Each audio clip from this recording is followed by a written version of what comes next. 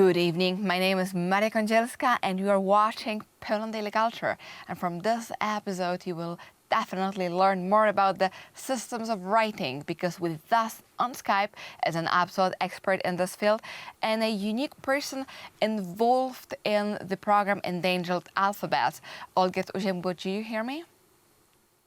Yes, I hear you well. Hello, everybody.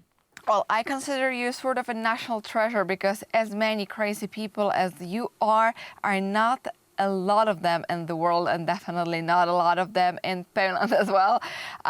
You obviously have not participated in our conference.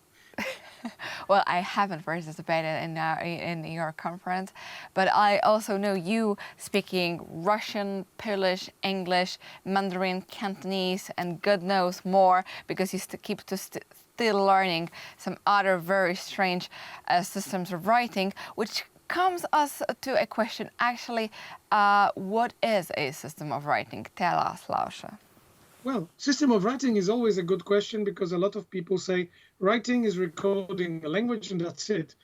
But what we see from our research and our work on RedList project is that writing system often records more than just a language, and sometimes less than language in its entirety.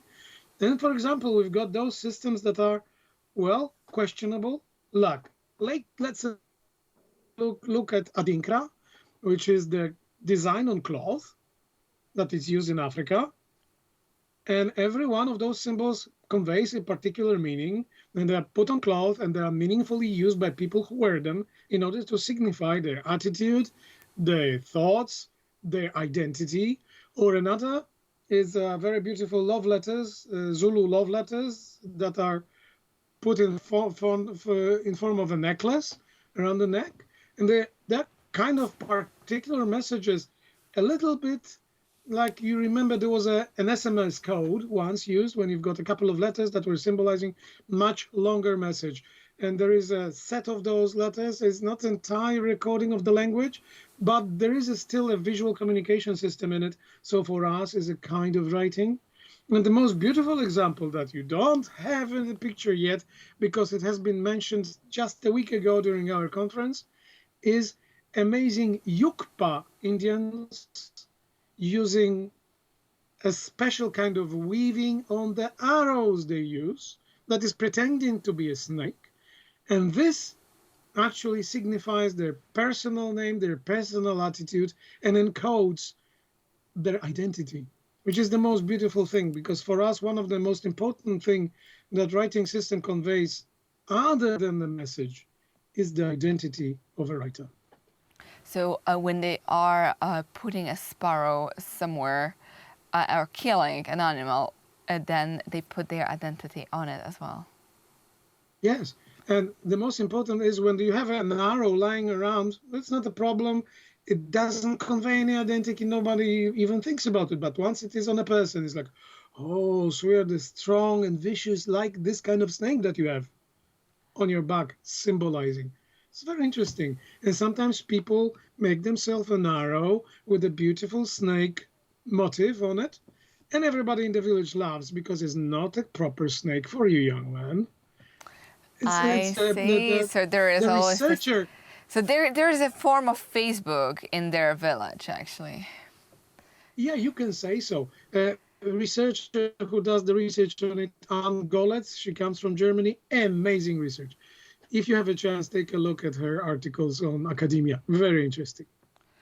Very interesting to hear. And also when you talk about those, to preserve those ways of conveying the message, so different alphabets, in this case you say the necklace or an arrow can be a form of sending messages and coding a message in it. So also a form of alphabet, all extremely, extremely interesting. And and just one question to wrap up this episode, but how are you planning to preserve this way of sending the message, this form of alphabet? Because are you going to collect those arrows? The motifs on the arrows are particular ones that are actually preservable in forms of graphs, but this would be difficult. Usually this is done in the form of database, and of course we're keeping in touch with Ant Gollets, and we try to make this kind of a database. But for example, Adinkra, they can be put, and there is an effort to put the Adinkra symbols into Unicode, because the most important way of saving a visual encoding system is to put it in Unicode.